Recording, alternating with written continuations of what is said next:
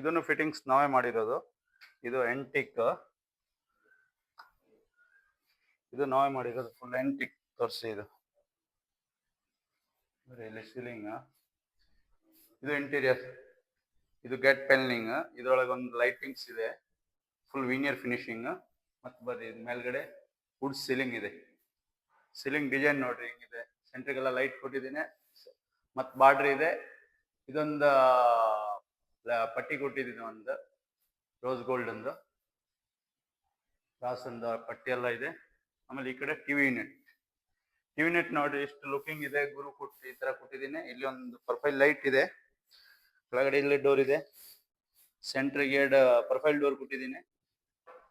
ಇಲ್ಲಿ ಒಂದು ಸೆಲ್ಫ್ ಇದೆ ನೋಡಿ, ಇಷ್ಟು ಲುಕ್ ಇದೆ. ಈ ಕಡೆ ಒಂದು ಪ್ರೊಫೈಲ್ ಡೋರ್ಸ್ ಇದೆ, ಒಳಗಡೆ ಗ್ಲಾಸ್ ಸೆಲ್ಫ್ ಇದೆ. ಸೈಡ್ ಸೆಲ್ಫ್ ಹಿಂದ್ಗಡೆ ಫುಲ್ ಲೈಟಿಂಗ್ಸ್ ಇದೆ, ಲೈಟ್ ಕೊಟ್ಟಿದ್ದೀನಿ.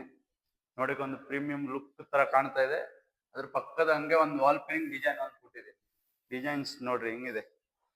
ಲೈಟಿಂಗ್ಸ್ ಹಿಂಗ್ ನೋಡಿ, ಲೈಟ್ ಇದ್ರೆ ಎರಡು ಕಡೆ ಇದೆ. ಸೋಫಾ ಹಿಂದ್ಗಡೆ ಬರುತ್ತೆ. ಇದು ಸೋಫಾ ಹಿಂದ್ಗಡೆ ನೋಡೋದಾದ್ರೆ ಫುಲ್ ಲುಕ್ ಅಂದ್ರೆ ಲುಕಿಂಗ್ಸ್ ಈ ತರ ಮಾಡಿಸ್ಬೇಕು.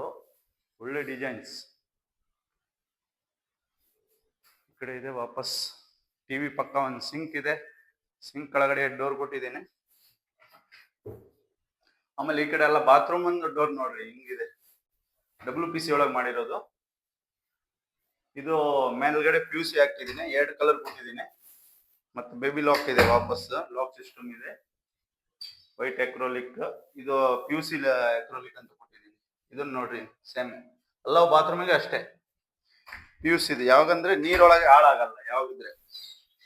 ಆಮೇಲೆ ಇದು ಯುಟಿಲಿಟಿ ಡೋರ್, ಇದನ್ನು ವೀನಿಯರ್ ಫಿನಿಶಿಂಗ್ ಕೊಟ್ಟಿದ್ದೀನಿ. ಪ್ರೌಡ್ ಒಂದು ವೀನಿಯರ್ ಫಿನಿಶಿಂಗ್. 3 ಲಾಕ್ ಇದೆ, ಹ್ಯಾಂಡ್ಲೆಸ್